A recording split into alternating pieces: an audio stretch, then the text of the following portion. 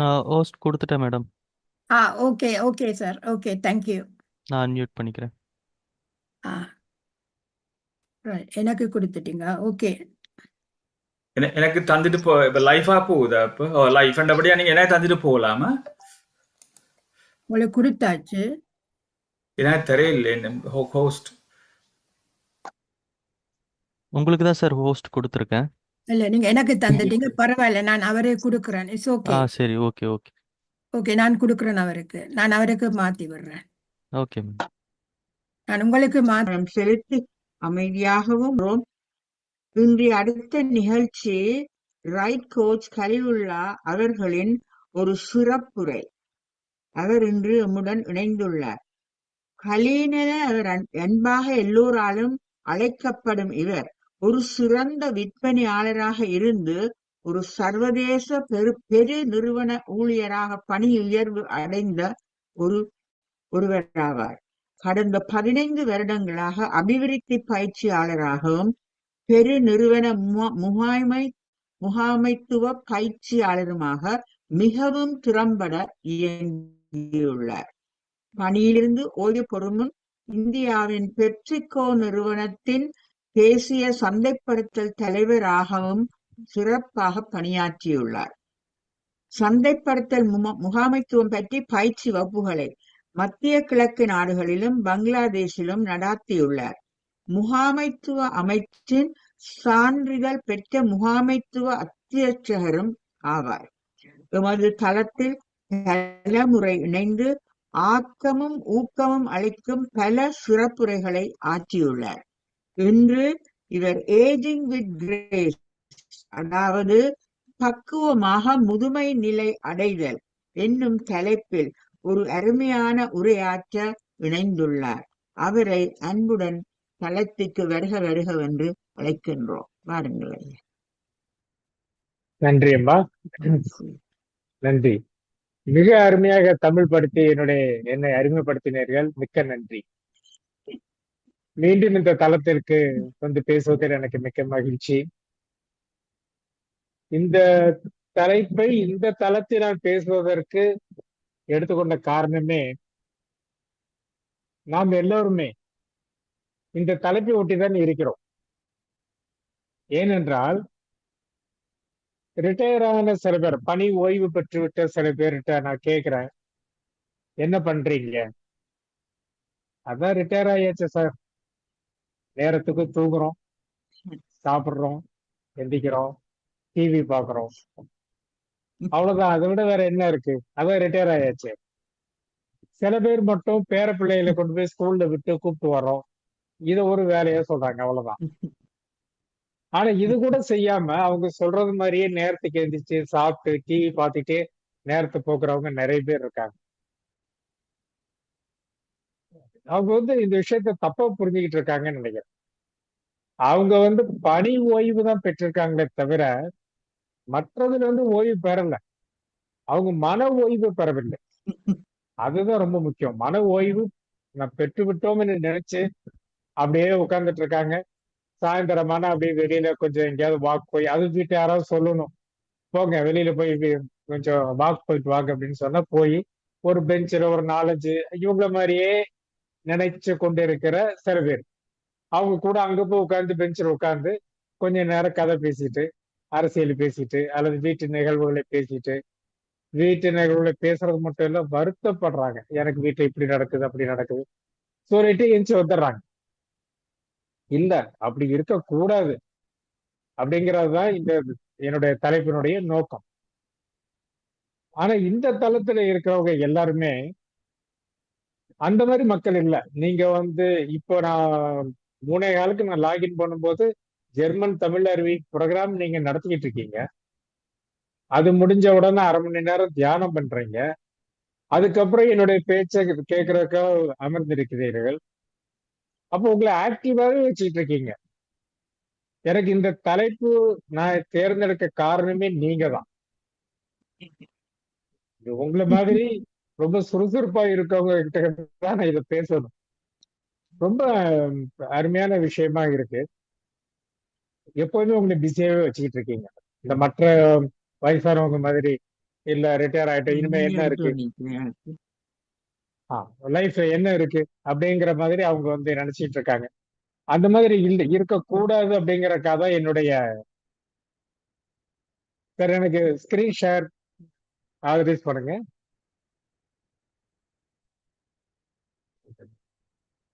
Screen share கொடுத்துட்டேன் ஐயா. திருப்பி தரட்டா? ஓகே, ரைட், ஓகே டிசேபிள் தான் இருக்கு.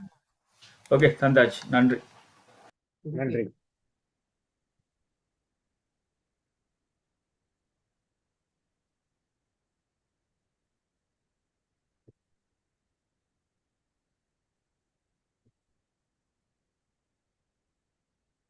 Ageing gracefully. சமீபத்துல ஒரு இன்டர்வியூ பார்த்தேன். சிவசங்கரி, எழுத்தாளர் சிவசங்கரி, பல பேருக்கு தெரிஞ்சிருக்கும். நிறைய நாவல்கள் எழுதியிருக்காங்க, நிறைய கதைகள் எழுதியிருக்காங்க. அவங்க பயண கட்டுரைகளும் ரொம்ப சிறப்பு. அவங்க ஒரு நிகழ்ச்சியில சொல்றாங்க, அவங்க வந்து அமெரிக்காவுக்கு அமெரிக்க அரசாங்கத்தின் விருந்தினராக எழுத்தாளர்களை பல நாடுகள்ல இருந்து கூப்பிட்டிருக்காங்க. தமிழ்நாட்டில இருந்து இந்த அம்மையார் இந்தியாவின் சார்பாக போயிருக்காங்க. அப்ப இந்த மாநாட்டுல கலந்துக்கிட்டு அதுக்கப்புறம் உங்களுக்கு வந்து 3 நாள் அமெரிக்காவில தங்கி இருக்க அனுமதி கிடைக்குது. அமெரிக்கா அரசாங்கம் சொல்லுது, நீங்க எங்க போகணும்னு விரும்புறீங்களோ அங்க போகலாம், அதற்குரிய எல்லா ஏற்பாடுகளும் நாங்க செஞ்சு தரோம் அப்படின்னு சொல்றாங்க. அப்போ இந்த அம்மையார் என்ன சொல்றாங்கன்னா, பீனிக்ஸ் அப்படிங்கிற ஒரு பாலைவனம் நிறைந்த ஒரு நகரத்துக்கு போகணும் அப்படின்னு விரும்புறாங்க. அப்ப அமெரிக்க அரசாங்கம் அதுக்குள்ள எல்லா வசதிகளையும் செஞ்சு கொடுத்துட்டு உங்களை அந்த ஏர்போர்ட்ல அந்த உள்ளூரை சேர்ந்த ஒருவர் வந்து உங்களை பிக்கப் பண்ணிக்கிடுவாரு அப்படின்னு சொல்றாங்க. இந்த அம்மா ரொம்ப ஆர்வத்தோட கிளம்பி போறாங்க. பிளைட்ல ஏறி அங்க போய் இறங்குறாங்க. அவங்கள ரிசீவ் பண்ண வந்தது வந்து ஒரு 82 வயது உள்ள ஒரு பெண்மணி. அவங்கள நான் மூதாட்டின்னு நான் சொல்ல மாட்டேன், ஏன்னா அவங்க அதுக்கப்புறம் அது நடந்த நிகழ்ச்சியில சொல்றாங்க. சிவசங்கரி அம்மா என்ன சொல்றாங்கன்னா, ஒரு நல்ல ஊதி பெருசான ஒரு பலூன்ல ஒரு குண்டூசி வச்சு குத்துனது மாதிரி என்னோட உணர்ச்சிகள் எல்லாம் அப்படியே வடிச்சிடுச்சு. இந்த 82 வயது பெண்மணியா என்னை கூப்பிட்டு போய் 3 நாளா எனக்கு சுத்தி காட்ட போறாரு அப்படின்னு நினைச்சேன். ஆனாலும் வேற வழி இல்ல, இவங்களதான் அமெரிக்க அரசாங்கம் நியமிச்சிருக்கு, அதனால அவங்க கூட நான் போனேன். ஆனா அவங்க கூட போகும்பொழுதுதான் தெரிஞ்சது அவங்க எவ்வளவு சுறுசுறுப்பாக இருந்தார்கள் என்று. ஒரு 18 வயது பெண்ணை போல உற்சாகமாக சுறுசுறுப்பாக சிவசங்கரி அம்மையாரை பல இடங்களுக்கும் கூப்பிட்டிருக்காங்க. அது பீனிக்ஸ் நகரத்துல வந்து செவ்விந்தியர்கள், ரெட் இண்டியன்ஸ் செவ்விந்தியர்கள் நிறைய பேர் இருக்காங்க. அவங்கள பார்த்து பேட்டி எடுக்கணும், அந்த மாதிரி ஒரு ப்ரோக்ராம்ல அவங்க போயிருக்காங்க. அதுக்கு எல்லா விதமான உதவியும் செஞ்சிருக்காங்க. முதல் நாள் இரவு 8 மணிக்கு ரூம்ல விடும் பொழுது அவங்க சொல்றாங்க, நான் இப்ப வீட்டுக்கு போகல. இவங்க கேக்குறாங்க, அடுத்த உங்க ப்ரோக்ராம் என்ன, வீட்டுக்கு தானே அப்படின்னு கேக்குறாங்க. அதுக்கு அந்த 82 வயது, அவங்க பேரு மேரி கோ அப்படின்னு சொல்றாங்க. அந்த மேரி கோங்கிற பெண்மணி சொல்றாங்க, நான் வந்து எனக்கு தெரிஞ்ச குழந்தைக்கு இன்னைக்கு பிறந்த நாள், ஒரு 30-40 பேருக்கு கேக் நான் தயார் செய்யணும், அதுக்கு போறேன் அப்படிங்கிறாங்க. 2வது நாள் வந்து சிவசங்கர மாதிரி கேக்குறாங்க, உங்களுக்கு என்ன இப்போ ப்ரோக்ராம், நம்ம எல்லாம் சுத்திட்டு வந்துட்டோம், என்ன ரூம்ல கொண்டு வந்து விட்டுட்டீங்க, அடுத்து உங்க ப்ரோக்ராம் என்ன அப்படின்னு கேக்குறாங்க. அதுக்கு அந்த அம்மையார் சொல்றாங்க, மேரி கோ சொல்றாங்க, நான் பக்கத்துல ஒரு ஆர்ஃபனேஜ் போய் கணக்கு எழுத போகணும். இவங்களுக்கு ஆச்சரியம் தாங்க முடியல. 3வது நாள் அவங்களை ஏர்போர்ட்ல கொண்டு வந்து விட்டுட்டு, இப்போ உங்க ப்ரோக்ராம் என்ன அப்படின்னு கேக்குறாங்க. அப்ப இந்த மேரி கோ சொல்றாங்க, உங்களோட 3 நாள் நான் இருந்ததுல எனக்கு ஒரு விழிப்புணர்வு வந்திருக்கு. விழிப்புணர்வு வந்திருக்கா? நான் தாங்க உங்களுக்கு நன்றி சொல்லணும், இவ்வளவு இடத்துக்கு சுத்தி காமிச்சீங்க, நான் தான் உங்களுக்கு நன்றி சொல்லணும். அவங்க நன்றி சொல்றாங்க, மேரிக்கோ வந்து சிவசங்கரிக்கு நன்றி சொல்றாங்க. இல்ல சிவான்னு அவங்க கூப்பிடுறாங்களா, எனக்கு வந்து ஒரு பெரிய விழிப்புணர்வு தந்துட்டீங்க, நீங்க கேட்ட சில கேள்விகளுக்கு என்னால பதில் சொல்ல முடியல, அதை பற்றி விவரம் எங்க இருக்குன்னு நான் ப்ரௌஸ் பண்ணி பார்த்தேன். ஒரு யூனிவர்சிட்டியில இருக்கு, பார்ட் டைமா நான் அதுல ஜாயின் பண்றேன், நான் மேலும் கற்றுக்கொள்ள விரும்புகிறேன் அப்படின்னு சொல்றாங்க. சிவசங்கரி அம்மையார் வந்து ரொம்ப ஆச்சரியப்பட்டு போனாங்க. 82 வயசுலயும் சில விஷயங்கள் தெரியல அப்படிங்கிறதுக்காக ஒரு யூனிவர்சிட்டியில பார்ட் டைம் கோர்ஸ் ஜாயின் பண்ண போறேன்னு சொல்றாங்க. ஆனா இங்க இருக்கிற நம்ம மக்களுக்கு வந்து 58 வயசுலயோ 60 வயசுலயோ நான் ரிட்டையர் ஆயிட்டேன், இனிமே எனக்கு ஒண்ணும் தேவையில்லை, இனிமே நான் கத்துக்கிட்டு என்ன பண்ண போறேன், அப்படிதான் நிறைய பேர் வந்து யோசிக்கிறாங்க. இன்னைக்கு காலையில என்னுடைய நண்பர், நீண்ட கால நண்பர், அவர் பேசிட்டு இருக்கும்போது அவர் சொல்றாரு, என்ன கலையில என்னமோ படிச்சுக்கிட்டே இருக்கீங்க, அது அடிக்கடி போஸ்ட் போடுறீங்க, என்ன பண்றீங்க அப்படின்னு கேக்குறாரு. நான் உண்மையிலேயே நான் வந்து என்ன ஆக்டிவா தான் வச்சுக்கிட்டு இருக்கேன், இன்னும் கூட நான் படிச்சுக்கிட்டு தான் இருக்கேன். இப்ப கூட ஏஐ, ஆர்டிபிஷியல் இன்டெலிஜென்ஸ் பத்தி படிச்சுக்கிட்டு இருக்கேன். அதை பத்தி சொன்ன உடனே சாட் ஜிபிடி, ஏஐ இதெல்லாம் பிரபலமான டாபிக். இப்போ வந்து எந்த பேப்பரை திறந்தாலும், லேப்டாப் ஓபன் பண்ணாலும் இதை பத்தி தான் ஆர்டிகிள்ஸ் நிறைய இருக்கு. ஆனா அந்த நண்பர் வந்து அப்படின்னா என்ன அப்படின்னு கேக்குறாரு. கொஞ்ச காலத்துக்கு முன்னாடி கம்ப்யூட்டர் தெரியலைன்னா அவங்க இல்லிட்ரேட் அப்படின்னு சொன்னதை நம்ம கேள்விப்பட்டிருக்கோம். எத்தனை டிகிரி வாங்கியிருந்தாலும் கம்ப்யூட்டர் ஆப்ரேட் பண்ண தெரியலன்னா அவங்க இல்லிட்ரேட் அப்படிங்கிற வகையில போயிடுறாங்க, படிக்காதவங்க அப்படிங்கிற வகையில போயிடுறாங்க. அதே மாதிரிதான் இப்ப இருக்க சூழ்நிலை இருந்துகிட்டு இருக்கு. சாட் ஜிபிடியோ தினமும் நம்ம லைஃப் லாங் நம்ம வந்து பயன்படுத்தவில்லை என்றால், அல்லது ஏஐ அதை பற்றி அறிவு இல்லை என்றால் நாம் படிக்காதவர்கள். எத்தனை வயதாக இருந்தாலும் சரி, எத்தனை படித்திருந்தாலும் சரி, இப்ப இருக்க காலகட்டத்துக்கு இதுதான் சூழ்நிலை. சாட் ஜிபிடி, ஏஐ பத்தி தெரிஞ்சிருக்கணும். அந்த மாதிரி நம்ம வந்து தெரியணும் அப்படின்னு அந்த ஆர்வத்தோட அந்த அம்மா வந்து படிக்க போறேங்கிறாங்க. அதுக்கு சிவசங்கரி வந்து ஒரு நல்ல உதாரணம் சொல்றாங்க. பாரதியார் சொல்றாரு,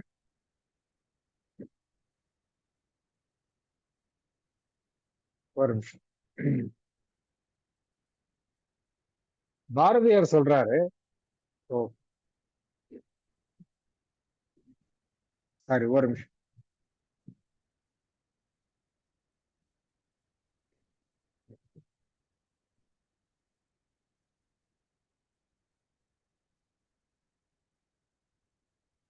திசையறு பந்தினை போல் உள்ளம் வேண்டியபடி செல்லும் உடல் கேட்டேன். சிவசக்தி ஆண்டவன்ட்ட வேண்டாரு, விசையறு பந்தினை போல், ஒரு பந்தை வேகமா அடிக்கிறோம் ஒரு சுவர்ல, அந்த பந்து அதே வேகத்தோட நம்ம மேல திருப்பி வரும். அத மாதிரி உள்ளம் வேண்டியபடி செல்லும் உடல் கேட்டேன் அப்படின்னு சொல்றாரு. அந்த மாதிரி உற்சாகமாக நான் இருக்கணும் அப்படின்னு கேட்கிறாரு. அந்த மாதிரி ஏன்னா அந்த உள்ளம் சொல்றதுபடி கேட்கக்கூடிய உடல் வேணும் அப்படின்னு கேட்கிறாரு. சிவசங்கரி வந்து இந்த இந்த வரியில வந்து அந்த அம்மையார் பத்தி பேசுறப்போ கோட் பண்றாங்க. இந்த மாதிரி அந்த எவ்வளவு ஃபோர்ஸா நம்ம அந்த பந்து அடிக்கிறோமோ அதே ஃபோர்ஸோட திரும்பி வரும். அந்த மாதிரி ஒரு உற்சாகத்தோட அந்த அம்மா இருந்தாங்க, அந்த மேரிகோ அம்மையார் இருந்தாங்க அப்படின்னு சொல்றாங்க. அதுக்கப்புறம் பாரதியார் சொல்றாரு, நசையரும் மனம் கேட்டேன், நித்தம் நவம் என சுடர் தரும் உயிர் கேட்டேன் அப்படின்னு சொல்றாரு. ஆசை இல்லாத மனம் வேணும். எனக்கு வந்து பொருளை பத்தியோ புகழை பத்தியோ ஆசை வந்தா மனதுல வந்து கவலைகள் தங்கும். அந்த மாதிரிலாம் இல்லாத ஒரு மனம் வேண்டும். அப்பதான் நித்தம் நவமென சுடர் தரும் உயிர் கேட்டேன், அப்பதான் ஆண்டவனிடம் நாம் நெருங்க முடியும் அப்படிங்கிறத அவர் கேட்கிறார். அந்த மாதிரி ஆசை வந்துச்சுன்னா, நான் வந்து இப்போ இருக்க உலகத்தின் மேல, பொருள் மேல, புகழ் மேல எனக்கு ஆசை வந்துச்சுன்னா என் உள்ளம் கலங்கமாய்விடும், என் உள்ளம் சொல்லபடி என் உடல் கேட்காது. அதனால் எனக்கு நசையறு மனம் கேட்டேன் அப்படின்ட்டு ஆண்டவன்ட்டு அவர் கேட்கிறார். ஸோ இது வந்து நான் தற்செயலா இதை பத்தி பாரதியார் பத்தி படிக்கிறப்போ இத நான் வந்து பார்த்தேன். இது நம்ம எல்லாருக்குமே தெரியும். ஆப்ரஹாம் மாஸ்லோவுடைய ஹைரார்கி தியரி இது. இத நம்மளுக்கு இது வரைக்கும் படிச்சது எல்லாமே நம்ம ஆப்ரஹாம் மாஸ்லோ ஹைரார்கி தியரி எல்லாம் படிச்சிருக்கோம், பரீட்சை எழுதியிருக்கோம், மார்க் வாங்கியிருக்கோம். ஆனா பாரதியார் இதை வந்து அவருடைய பாடல்களை பயன்படுத்தி இருக்கார். இந்த ஹைரார்க்கியாவை பாருங்க. உள்ளம் வேண்டியபடி செல்லும் உடல் கேட்கிறேன், அது நம்ம பார்த்துட்டோம். நசையரும் மனம், ஆசை இல்லாத மனம், நவமென சுடர் தரும் உயிர்.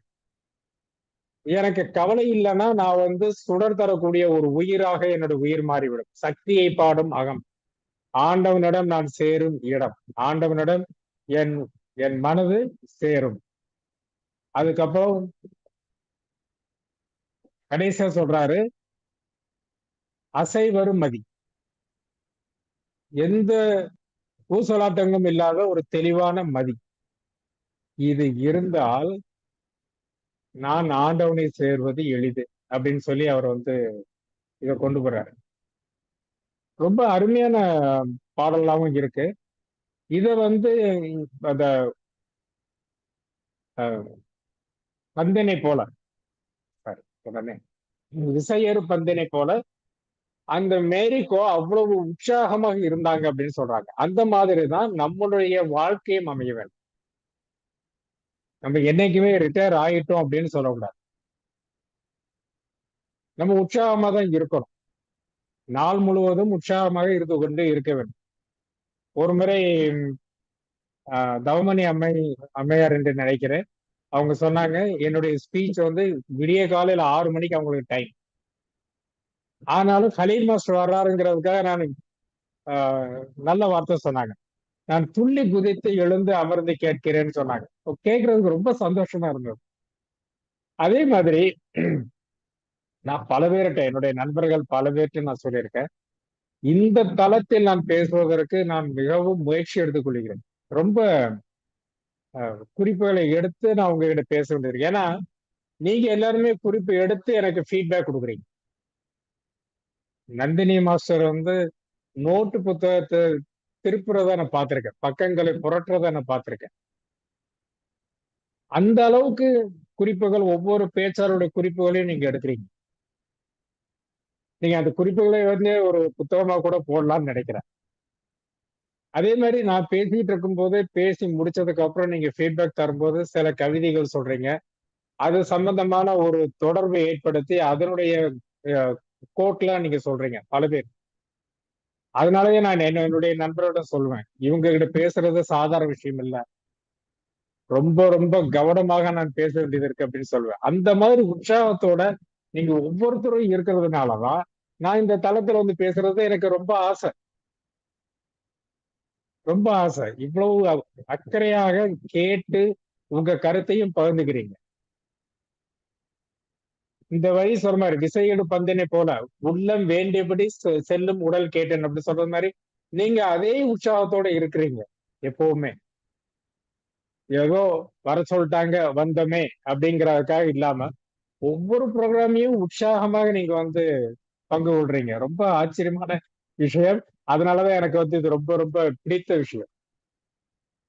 ஸோ எப்பவுமே சுறுசுறுப்பா இருக்கணுங்கிறத இப்ப நம்ம பார்த்தோம். பந்து போல எழும்பி வாழ கற்றுக்கொள்ள வேண்டும். ஒரு ஆய்வு பண்றாங்க, 60 முதல் 80 வயதுள்ள சுறுசுறுப்பானவர்கள்ட்ட நீங்க என்ன பண்றீங்கன்னு கேட்கிறாங்க. தினமும் நடைப்பயிற்சி செய்கிறார்கள்.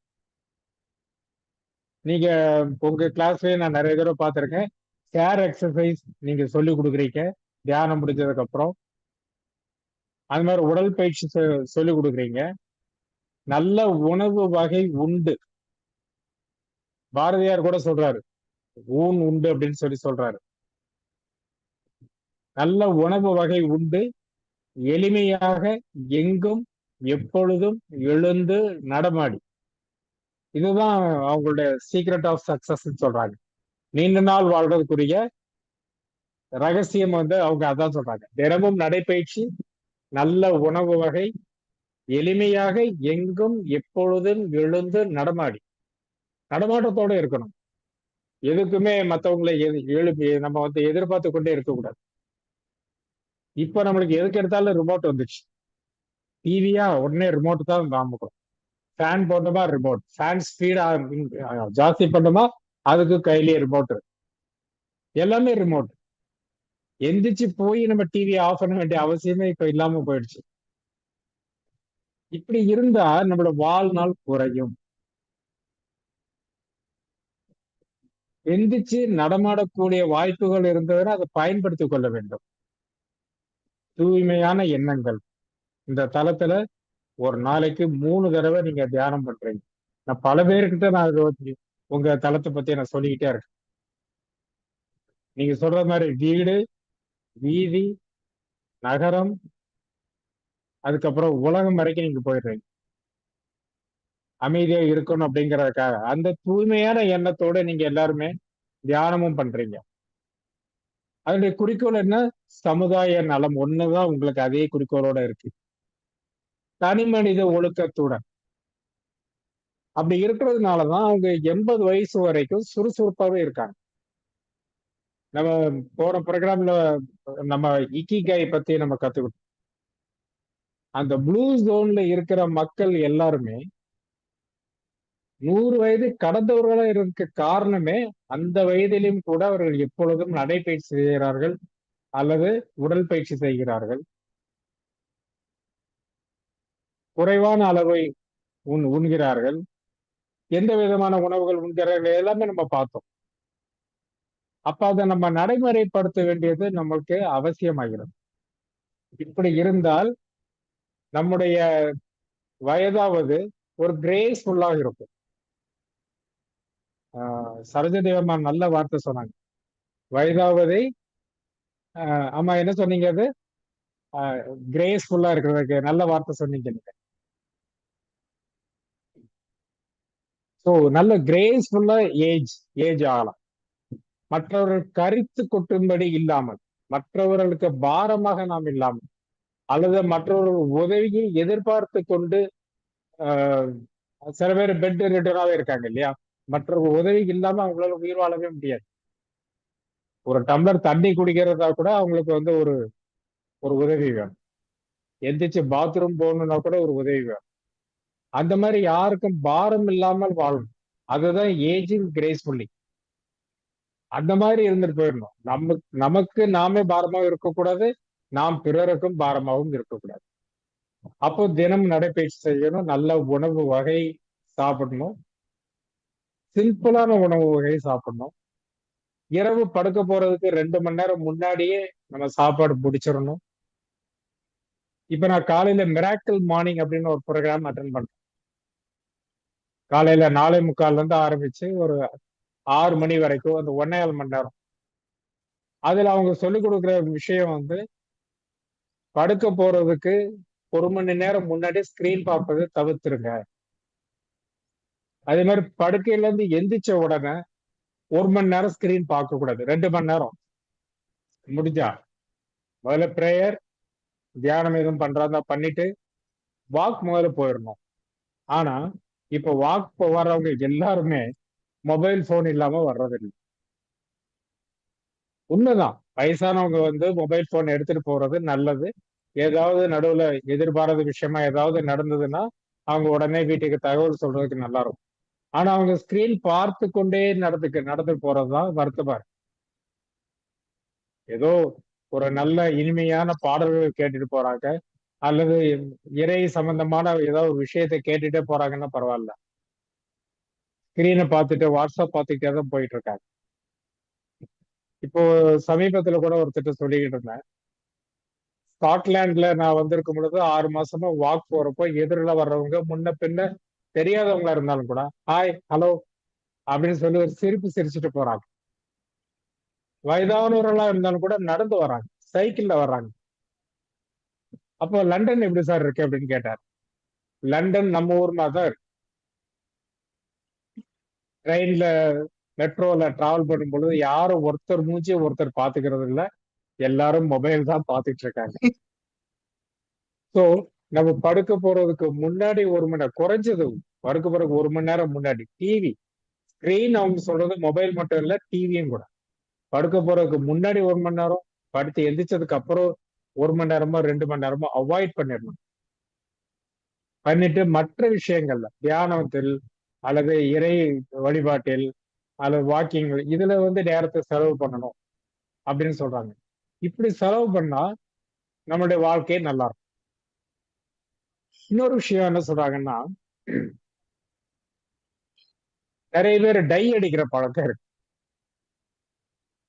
டை அடிக்காதீங்க, ஏஜிங் கிரேஸ்ஃபுல்லி அப்படின்னா நீங்க டை அடிக்க கூடாது. Leave it naturally to grey or white. எப்படி தலைமுடி கிரே மாறுதோ அல்லது ஒயிட்டா மாறுதோ இருக்கட்டும் அப்படின்னு சொல்றாங்க. கரிகால் சோழன் வந்து ரொம்ப ரொம்ப சின்ன வயசுலயே அரசவைக்கு ஏறிட்டான். ஆனா அரசவைக்கு வர்ற வழக்குகளை விசாரிச்சு அவன் தீர்ப்பு சொன்னா மற்றவங்க ஏத்துக்கிட தயாராயில்லை. அது என்னதான் சிறப்பான தீர்ப்பாக இருந்தாலும் அதை ஏற்றுக்கொள்வதற்கு மக்கள் தயாராக இல்லை. அப்போ கரிகால் சோழன் ஒரு இது பண்ணான். வயதானவர் மாதிரி தோற்றம் போட்டுக்கொண்டு தலையில நரை முடிய வைத்துக் கொண்டு அப்பொழுது அரசவைக்கு வந்து ஜட்ஜ்மெண்ட் கொடுத்ததா வரலாறு இருக்கு. அப்போ வயதானவர்களுக்கு மரியாதை தருகிறார்கள் நிஜமாகவே. சில பேரை விட்டு விடுங்க.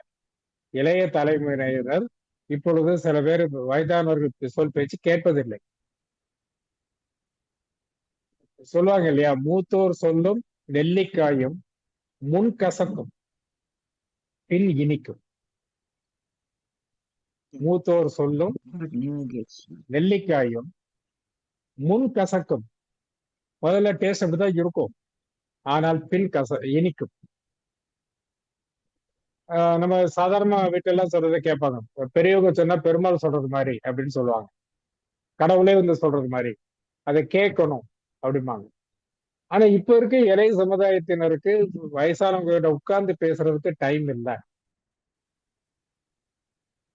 ஆனா அவங்க கிட்ட கேட்டா அவங்களுடைய அறிவு, அவங்களுடைய சொல்லுவாங்க இல்லையா, ஏட்டறிவு பட்டறிவு. பட்டறிவு தான் ரொம்ப ரொம்ப அனுபவம் வாய்ந்தது. பட்டு தெரிஞ்சுக்கிட்டது, அவங்க அனுபவிச்சு தெரிஞ்சு கொண்ட அறிவை நம்மளுக்கு வந்து ஷேர் பண்றாங்க. படிப்பறிவு ஸ்கூல்ல இதெல்லாம் நிறைய விஷயங்கள் சொல்லியே தர மாட்டேங்கிறாங்க. வாழ்க்கைக்கு பயன்படுகிற விஷயங்களை ஸ்கூல்லயோ காலேஜ்லயோ சொல்லி தர்றது இல்லை, பாட புத்தகத்துல கிடைக்கிறது இல்லை. பெரியவங்க கிட்ட உட்கார்ந்து பேசும் பொழுதுதான் அது அதை பற்றி தெரிஞ்சுக்கிட முடியும். ஆனா இன்னும் சில பேர் இருக்காங்க, கண்டிப்பா வயதானவர்களுக்கு மரியாதை தர்றாங்க. இப்ப எனக்கு தலைமுடி நரைக்கிற, ஆனா தாடி லேசா நரைச்சிருக்கு. என்னை பார்க்க மற்றவர்கள் மரியாதை தருகிறார்கள் கண்டிப்பாக. அதனால இதை போய் டை அடிச்சு நான் மாத்திக்கிட்டா உள்ளம் ஒத்துக்கிடாது. நான் வந்து இளமையா இருக்கிற மாதிரி நான் தோற்றத்தை நான் மாத்திக்கிட்டா கூட என்னுடைய உள்ளம் அதுக்கு ஒத்துக்கிடாது.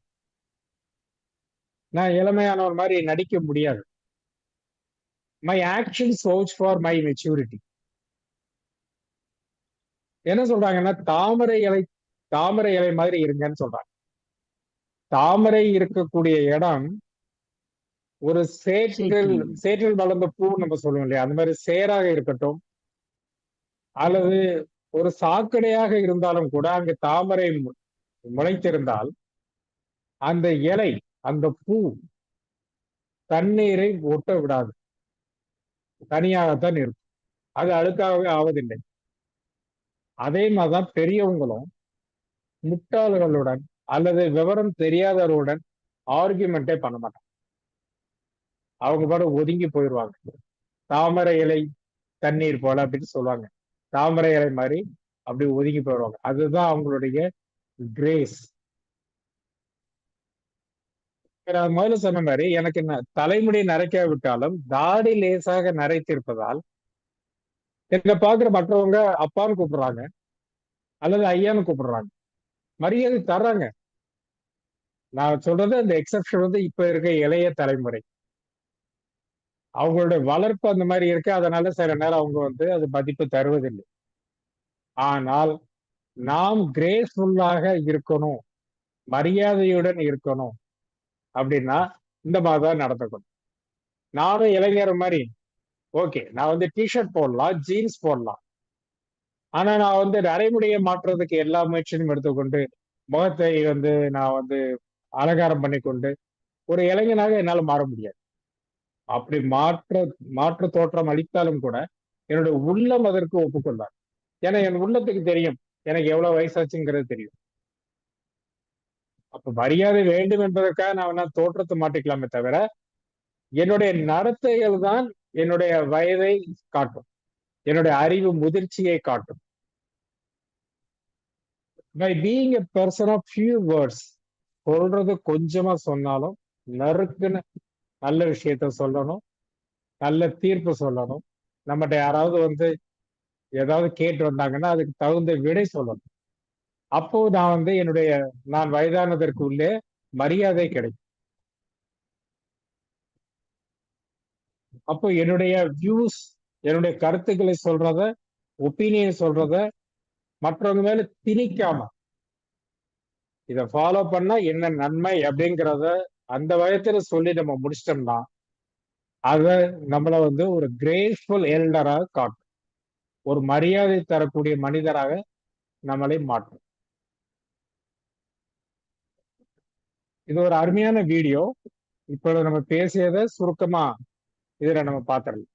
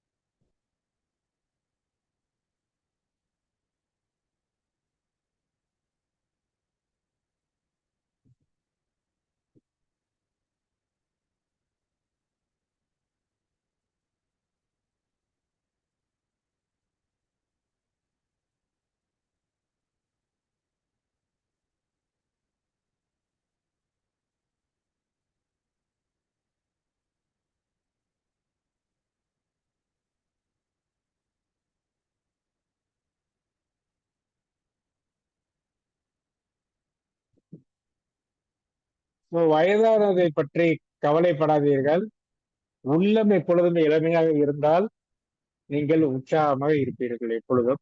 இது இந்த வீடியோல சொன்ன மாதிரி சில பேருக்கு தான் அந்த பாக்கியமே கிடைக்கும். எனக்கு மிக்க மகிழ்ச்சி அந்த பாக்கியம் பெற்ற உங்களோடு நான் இருப்பது. மகிழ்ச்சி. நன்றி. அருமையான பேச்சு ஐயா. நாங்கள் இப்பொழுது உங்களுடைய பேச்சை பாராட்டி நன்றி தெரிவிக்கும் முகமாக ஒரு 30 செகண்ட்ஸ் தயவு செய்து எல்லோரும் கைதட்டவும்.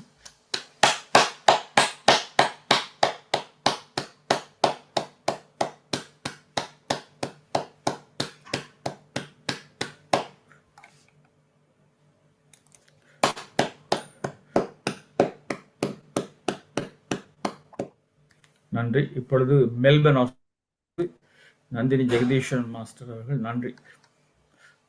நன்றி கலீலுல்லா மாஸ்டர். அருமையான பேச்சுண்டை குறிப்பெடுக்கவில்லை. ஆனால் நீங்க கூறிய மாதிரி நாங்க ஏஜிங் ஒரு ஆர்ட் ஆஃப் நேச்சர் என்று இயல்பாகவே இருக்க வேண்டும் என்றும் கூறினீர்கள். முயற்சி எடுத்து பழைய வீட்டை புதுப்பித்தாலும் பழைய வீடுதான்.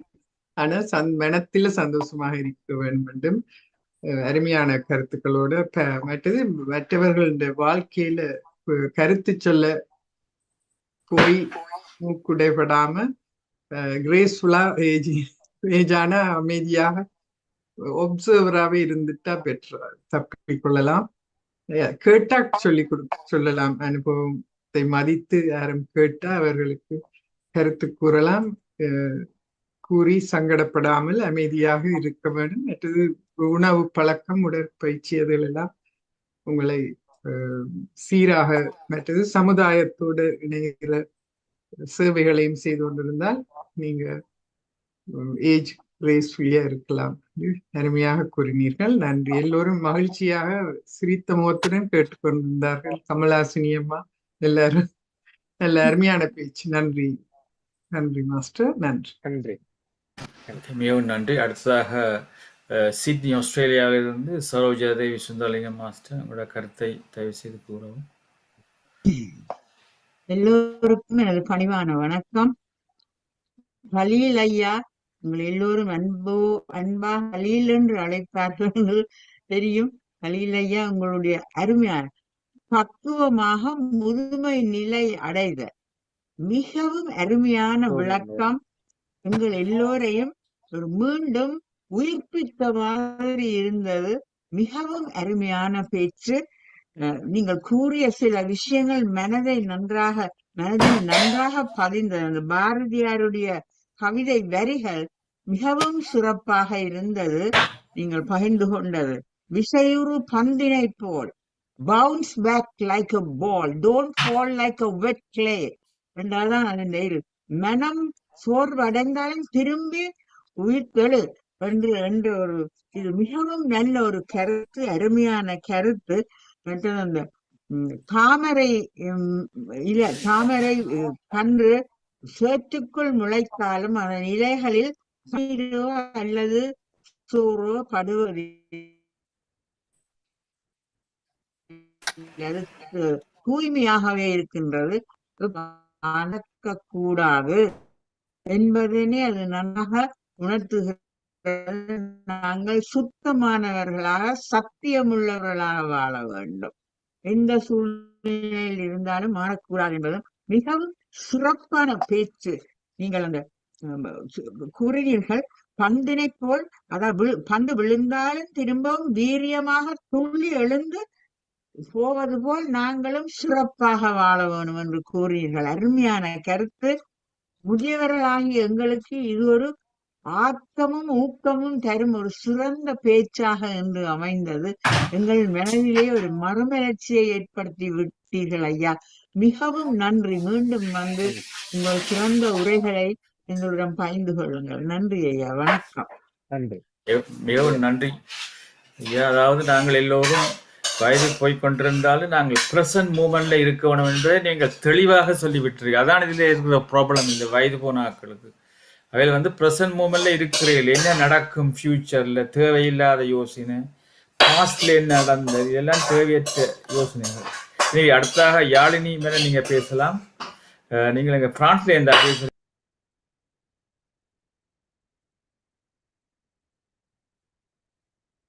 ஆமா, நான் பிரான்ஸ்ல இருந்து கதைக்கிறேன். உண்மையில அந்த முதுமையை சொன்னது எனக்கு ரொம்ப பிடிச்சிருந்தது. ஏன்னா என்னுடைய கணவரும் அதான் வேலை செய்த பார்லாம் வேலை செய்தது. அப்ப எல்லாரும் சொல்லுவீனா, ஏன் நீ அடிக்கலாம் தானே, டை அடிக்கலாம் தானே.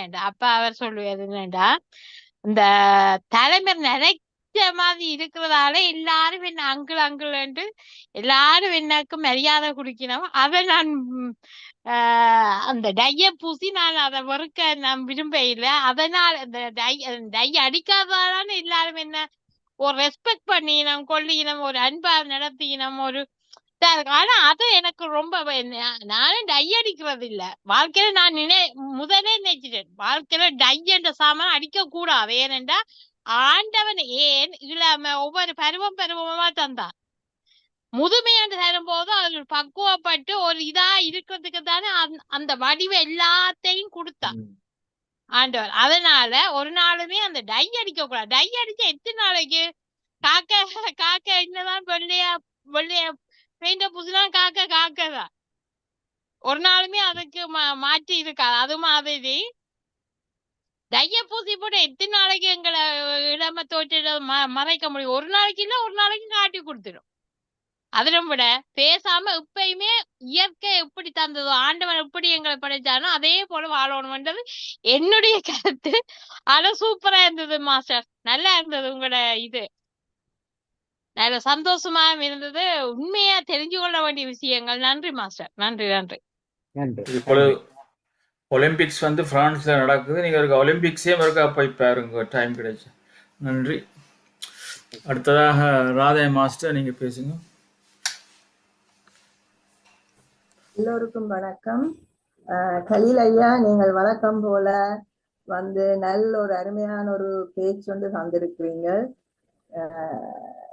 ஒவ்வொரு முறையும் வந்தா நீங்கள் எங்களுக்கு சரோஜினி அம்மா சொன்ன மாதிரி ஆக்கமும் ஊக்கமும் அளிக்கிறீங்க. இப்ப என்ன செய்திருக்கிறீங்களா, நான் பாத்தில்ல, நான் கழுகு என்று காட்டியிருக்கிறீங்க. நீங்கள் கழுகாயிருந்து ஸ்ட்ரோக் எல்லாம் இதண்டு வந்துட்டீங்க. கழுகாயிருந்து போக்கஸ், அதைத்தான் நீங்க நெடுக சொல்லி கொண்டு வாரீங்க. நானும் எல்லாத்தையும் கேட்டுக்கொண்டுதான் வாரேன். நீங்க அதைத்தான் நெடுக சொல்லி கொண்டு வாரீங்கள் ஐயா. Keep it up. மற்றது ஐயா, நீங்க சொன்னீங்க இந்த பாரதியாட்ட பாட்டு ஒன்று சொன்னீங்க, நசையறு மனம் கேட்டேன் நித்தம் நவமென சுடர்களும் உயிர் கேட்டேன். நான் உங்களை ஒரு கேள்வி கேட்கணும் ஐயா. என்னண்டா, நாங்கள் இறப்பிலும் இரவாமையா இருக்கிறது எப்படி என்று நீங்க இப்ப ஓரளவுக்கு சொல்லி இருக்கிறீங்களேன்னு நினைக்கிறேன்.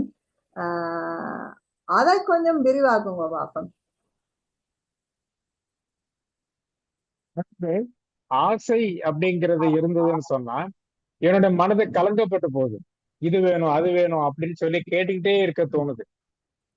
அவர் பாரதியார் என்ன கேட்கிறாருன்னா, நசையறு ஆசை இல்லாத மனம் எனக்கு வேணும் அப்படின்னு கேட்கிறாரு. அப்பதான் நான் கடவுள்கிட்ட சேர்றதுக்குள்ள வழி எனக்கு தெளிவாக தெரியும். நான் வேற எதிலும் ஆசைப்படாமல் என்னுடைய கவனத்தை முழுவதும் ஆண்டவனுடன் சேர்வதை உள்ளே என்னுடைய கவனத்தை செலுத்தி அதனுடைய நடவடிக்கைகளை நான் செய்வேன் அப்படின்னு அவர் வந்து அதுக்காக தான் அந்த சிவசக்திகிட்ட அவர் கேட்கிறாரு. அந்த மாதிரி இறைவன்கிட்ட அவர் அந்த மாதிரி கேட்கிறார். தேங்க்யூ ஐயா. நான் வள்ளுவர் சொன்னதற்காக சொல்றேன். வள்ளுவர் சொல்லி இருக்கிறார், வையத்துள் வாழ்வாங்கு வாழ்பவன் வானுரையும் தெய்வத்துள் வைக்கப்படும். அப்ப அவர் சொல்றார் என்னண்டா, நாங்கள் it's a very profound statement. என்னன்னா அவர் சொல்றார், நாங்கள் வாழுற விதத்துலதான் நாங்கள் இரவாமல் இருப்போம். அப்ப நாங்கள் எங்களோட வாழ்க்கையை எப்படி விடுகிறோமோ, அப்ப நாங்கள் இறந்தா பிறகும் நாங்கள் தெய்வத்தை போல நாங்கள் மதிக்கப்படுவோம் என்று சொல்றார். ஆனபடியா நீங்க தந்த ஸ்பீச் ஐயா மிகவும் நல்ல ஸ்பீச். மிகவும் சந்தோஷம். எல்லாருக்கும் நன்றி. எல்லோரும் வாழ்க, இன்பமே சூழ்க. நன்றி. அடுத்த டாக்டர் சதா மனோ மாஸ்டர் இங்கிலாந்துல இருந்து பேசுறா. நன்றி. அனைவருக்கும் வணக்கம். வழக்கம் போல அருமையான பேச்சு, அருமையாக இருந்தது. இதுல என்னன்னா, வயது போகுதுன்னு சொல்லக்கூடாதுன்னு சொல்லியிருந்தாங்க. வயது வருகுதான், வயது போக இல்லை, வயது வருகுதுன்னு சொல்லிட்டு அதை நெகட்டிவை விட்டு பாசிட்டிவ் எடுத்துச்சு. அந்த வயதை விட்டுட்டு நாங்கள் இந்த தளத்துக்கு வந்த பிறகு அப்படியான இதோட எங்களுக்கு கொஞ்சம் அக்செப்ட் பண்ணக்கூடிய, அண்டர்ஸ்டாண்ட் பண்ணக்கூடியதாக இருக்குது. ஆன்மாதான் அது. நாங்கள் வந்து உடலில் ஆன்மா ஆண்டு எடுத்தா அந்த ஆன்மாவுக்கு தேவையான வளர்ச்சிக்கு தேவையானதுல உடலை வடிவாக வச்சிருந்தா தான் ஆன்மாவையும் பேணலாம். அப்ப அதை நாங்கள் ஒழுங்காக செய்து ஒழுங்கான முறையில வாழ்க்கையை மாற்றிக்கொண்டால் அதுல பிரச்சனைன்றதுக்கு இடம் இல்லை. இதுல ஒரு புத்தகம் வாசிச்சு கொண்டிருக்கிறேன் தற்பொழுது, முழுமையான வாழ்க்கை முறை. இதுல சொல்லப்பட்டது நீங்கள் சொன்ன பல விடயங்களும் இதில் இருக்கு. ஆரோக்கியமான உணவையும் சாப்பிட்டு ஆரோக்கியமான ரெஸ்டும் எடுத்து அதுவும் இல்லாம தான் பேசிக்கா இது ஒரு ஆள் எழுதி இருக்கிறார். அது ஒரு ஆச்சிரமத்துக்கு புத்தகம் தான் புத்தகத்துல எழுதின விதம். அப்ப நான் ஒரு நாள் யோசிச்சேன், முழுமையான வாழ்க்கை முறை என்ற ஒரு ப்ரெசன்டேஷன் செய்யலாம். இப்படிதான் புத்தகங்களை கண்டால் வாசிக்கிறது, வாசிச்சு போட்டு யோசிக்கிறோம் இதை பற்றி ஒன்று கதைக்கலாமன். எல்லாம் சிம்பிள், எல்லாருக்கும் தெரிஞ்ச விடயம்தான். ஆனால் அதை சொல்ற விதம் வந்து கொஞ்சம் வித்தியாசமா இருக்கும், அருமையாக இருக்கும். அப்ப உங்களோட பேச்சு வந்து நல்ல அருமையாக இருந்தது. நீங்கள் அதை சொல்ற விதம், அது நீங்கள் அதிலேயே தேர்ச்சி பெற்றவர்கள் கூடுதலாக அழகா அருமையாகவும் விளங்கக்கூடியதாகவும் இருக்கிறது. மிக்க நன்றி ஐயா. மிகவும் நன்றி. அடுத்ததாக டோக்கிங் அறையிலிருந்து பவானி விக்னேஸ்வரன் மாஸ்டர். எல்லோருக்கும் வணக்கம். இன்று கல்லூரி ஐயா கனகாலத்துக்கு பிறகு கண்டது எனக்கு மிக மிக மகிழ்ச்சி. அவர் நீடோழி காலம் வாழ வேண்டும் என்று நான் நினைக்கிறேன். நன்றி. மற்றது உங்களுடைய பேச்சும் அருமையான பேச்சு. எங்களுக்கு ஏஜ் நம்பர் என்று தான் நாங்கள் நினைச்சு கொண்டிருக்கிறோம். ஜஸ்ட் அ நம்பர் அப்படி நினைச்சால் ஓரளவுக்கு இருக்கலாம். நாங்கள் சில வேளைகள்ல அப்படி ஏஜை பற்றியும் நினைக்க வேண்டி இருக்குது. ஆனால் இனி பிள்ளைகளுக்கு தினம் நாங்கள் புத்திமதி சொல்வது கொஞ்சம் கஷ்டமான விஷயம். நாங்கள் பேசாமல் பார்த்து கொண்டு இருக்க வேண்டும். ஏதாவது அவர்கள் கேட்டால் சொல்லலாம் என்ற இதுவும் இப்ப வந்து கொண்டு இருக்குது. அதையும் நாங்கள் அனுசரிச்சு தான் போக வேண்டும். எங்களுக்கு அது அப்படி என்றால் தான் நாங்கள் மரியாதையோடு இருக்கலாம் என்று நினைச்சு கொண்டு நாங்கள் மீண்டும் இதை இன்னொரு விதமான பேச்சு சொல்லுமாறு வேண்டிக் கொண்டு விடைபெறுகிறேன். நன்றி. நன்றி. தன்னுடைய பர்த்டேயை கொண்டாடுவதில்லை டாக்டர் ஜெகநாதன், ஏனென்றால் அவருக்கு வயது போகும் என்று யோசிச்சு நினைக்கிறேன். அவர் இப்பொழுது கருத்து சொல்லுவது. நீங்கள் அறிஞ்சிட்டீங்களோ சொல்ல போறேன்.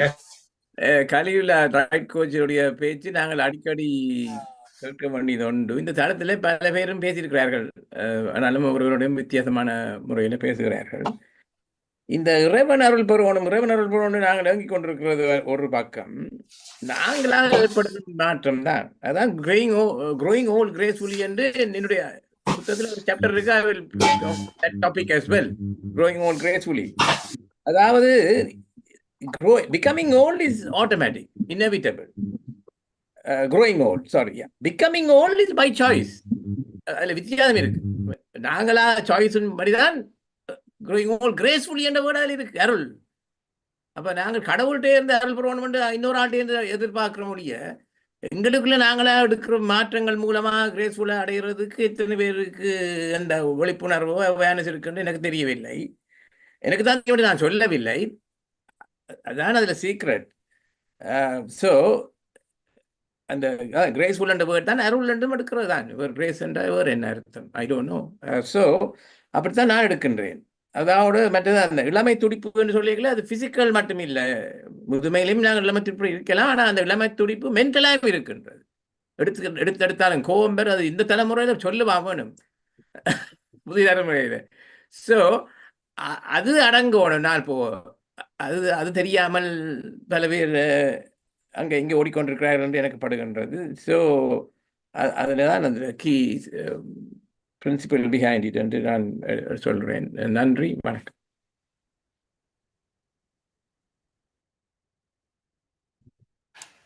மிகவும் நன்றி. அடுத்ததாக கௌரிராஜ், உங்களுக்கு நீங்கள் வந்து இந்த தளத்தில் Saturday 17th August 8 PM UK time பேச வர்றீங்க. நான் இப்போ உங்களுக்கு அந்த ஃப்ளையரை அனுப்பி இப்போ 3 கிழமை நீங்கள் அதை பார்க்காம இல்லை, டெலிஃபோன் பண்ணாலும் ரிப்ளை பண்ணுறீர்கள் இல்லை.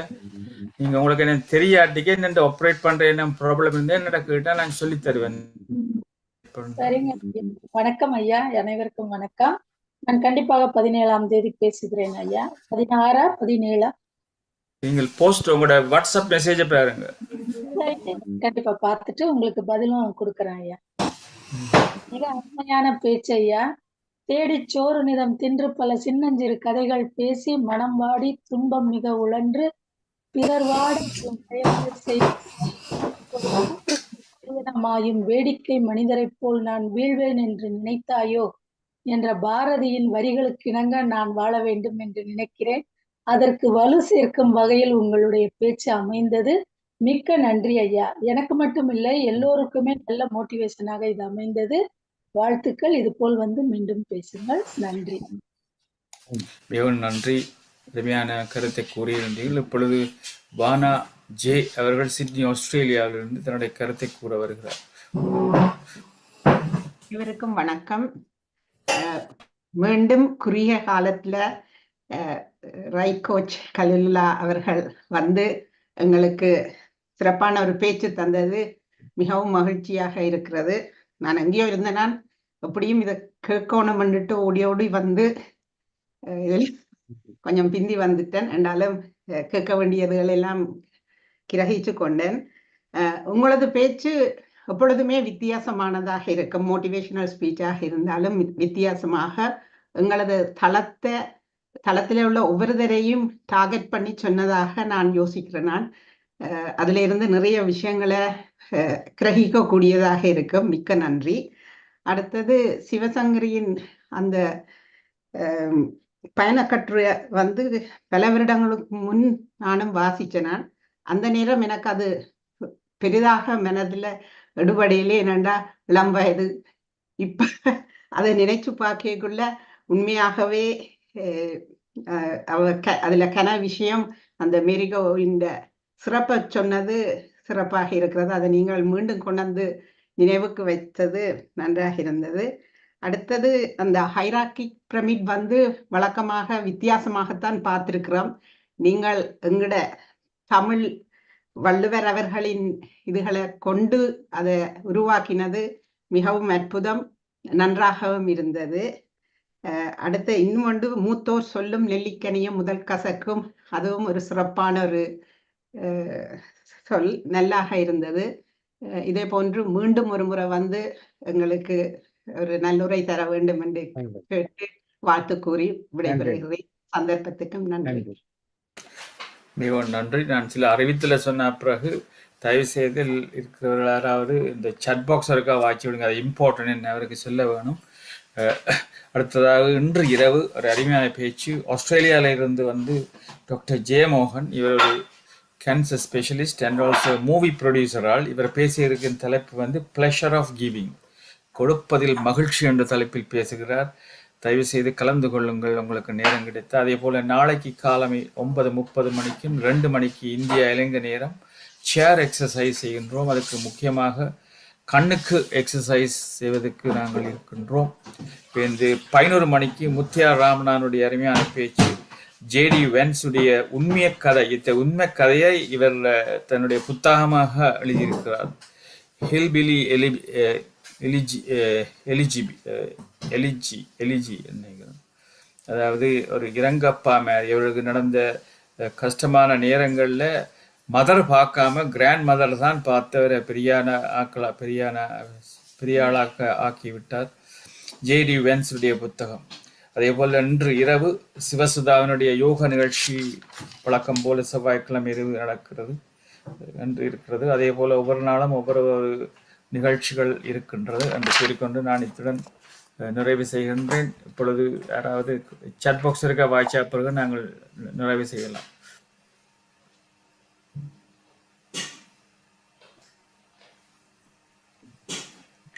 யார் வாசிக்க போறீங்க? சாட் பாக்ஸ் சதா மாஸ்டர் வாசிக்க போறீங்களா இல்லாட்டிக்கு நீங்க வாசிங்க. சதாங்க சரஸ் சிவலோகநாதன் மாஸ்டர் போட்டிருக்கிறார். Excellent talk, good to see you back. Thank you Dr. Sarath Sivalongan. Anandi Baladasan master, excellent speech. Khalilullah I master, we are not old, experienced, great aging people, still learning. Listening to wonderful speakers like you, come back with another wonderful speech. Nandri Ayya, வாழ்க வளமுடன், பல்லாண்டு. Siva from London. Khalilullah master, your speech was excellent. It's also lovely to see you back, Siva. Coach Kalilullah ஐயா போட்டிருக்கிறார். Thank you. And Murugesh Thangaraja master போட்டிருக்கிறார். மிகவும் சிறப்பான அறிவுத்தரும் உரை கலில் மாஸ்டருக்கு நன்றி. ஞானசுருதி மாஸ்டர் சிறப்பான அறிவு சார்ந்த உரை ஐயா.